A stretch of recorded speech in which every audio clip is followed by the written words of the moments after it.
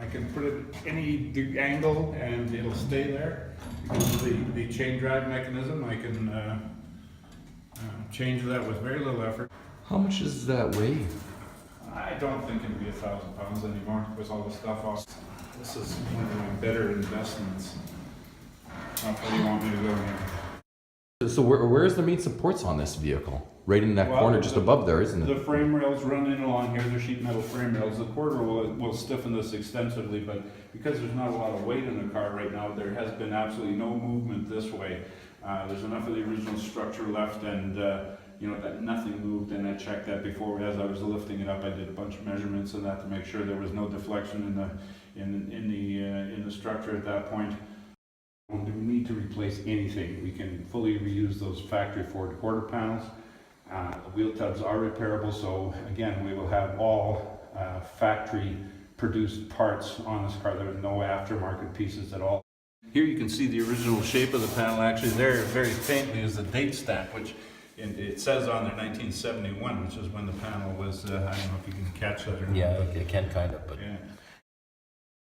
Also at the front of the quarter here, this is where it meets the rocker panel, and again, they had tacked it from the outside, but the inside is absolutely almost perfect. It would start to rust first, so even after the repair had done, obviously the car wasn't in the elements an awful lot, and like I say, that can all be, I'm not going to even really have to replace anything. And once that's blasted and coated, we'll be just fine with that. So the only thing here, you can see what happens when you attach panels with a torch. Like this area here, like with the brass, it burns off any coatings that are in there and puts so much heat that it becomes so vulnerable in there, and this surface rust would have appeared almost instantly. So what we're going to do now is we're going to cut out the offending stuff here, now make new pieces, weld them on, and finish that area from both sides coated before we put it back on. And in the areas where the welds will be to reinstall the panel, we've got a cold galvanized zinc spray-on coating that we'll put on those areas so that after the weld is done, the back of the weld will still be protected, because this coating doesn't burn off with the heat of the weld. So it'll be far superior, and you won't get discolored areas where all the finish is burnt off. You can see there how, you know, how it went almost instantly rusty in where it had been brazed and kind of put together. I put so much heat into the product that into the panel that they tend to warp. Yeah, it warps it to distorts it, it seems, hey? You can even see the holes in it, eh? Right where they... Yeah, you can feel the holes everywhere they've done a little weld. Yeah. Man, they right through, hey? So it actually weakens it, doesn't it? Yeah, oh yeah, definitely. It's nowhere near as strong as what it should be. But like I said, the good news, to kind of try to seal that. What is that? That's just seam sealer, where they tried to hide the ugly. Same with this stuff here, tried to make it look like the car hadn't been repaired. They wiped some stuff over there and it's kind of sprayed some paint. As you see on the wheel tubs here, there's quite a bit. This area was never coated with anything from the factory. That's just condensation in there over the years that's caused that surface rust. Now, with it being apart to the point that it is, we'll be able to coat all those areas that the factory never did, because when they sprayed it back in '66, it was a very hit and miss project. Wherever the paint hit would hit, and in areas like that were inaccessible because everything was kind of put together. This is the original factory panel drop, which again is unheard of in anything that's old. They make these in a reproduction scenario, but they you know, then you're welding. This is one piece from the factory, and any other piece, you know, you get bits and pieces and you weld them together, and they never are quite right. And again, this is all factory sheet metal. You can, you know, you can.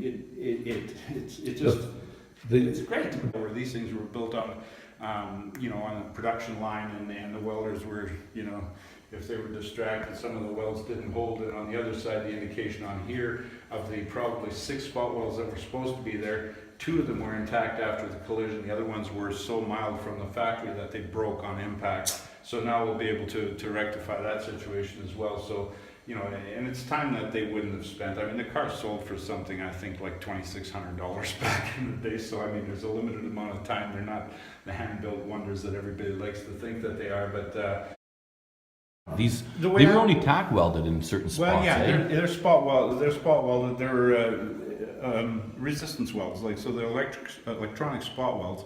I don't have the capacity to do that. So in place of that, where panels are joined, We do what are called rosette welds with a MIG welder, which is essentially the same thing, but what we do actually is we drill a hole in the top panel and weld that then through that hole onto the bottom panel.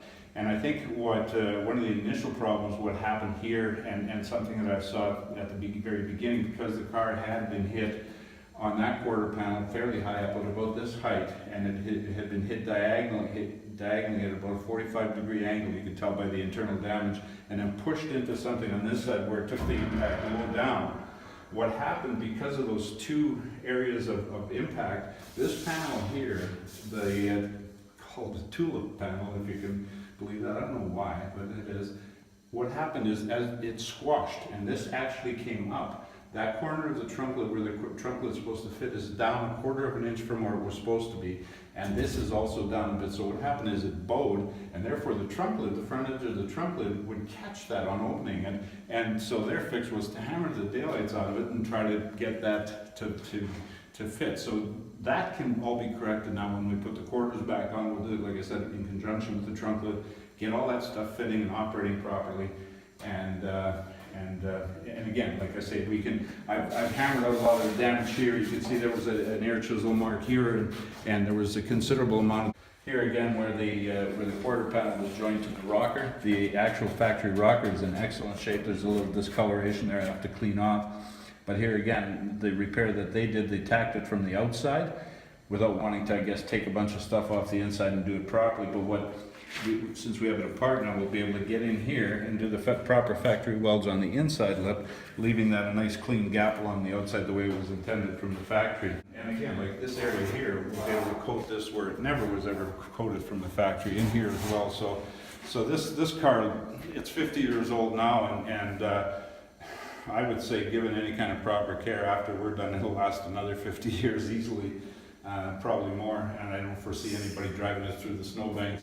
Also here you can see kind of what was left of where the factory panel should have been replaced, and again, because they didn't want to go to the length of taking out the back window, taking out the trim, taking off all this stuff, they decided to cut along here and along here. So the factory panel would have come right up into here, this whole area, and then there's a lead seam up in here. So this all would have been replaced with the factory quarter. They didn't do that because they wanted to make a living, I guess, and that's the way it was done. So they just cut it here. So, but again, being given the opportunity, see here, you can even actually see the air chisel, the impact points from the air chisel where they cut that panel off, and along this edge as well, there was a couple of areas where you can see where the air chisel hit, where they just chiseled the old panel off and just tore it off. And yeah, it's something when you take it to this level that you can do the job and feel good about it, because you know you've done everything that's feasible to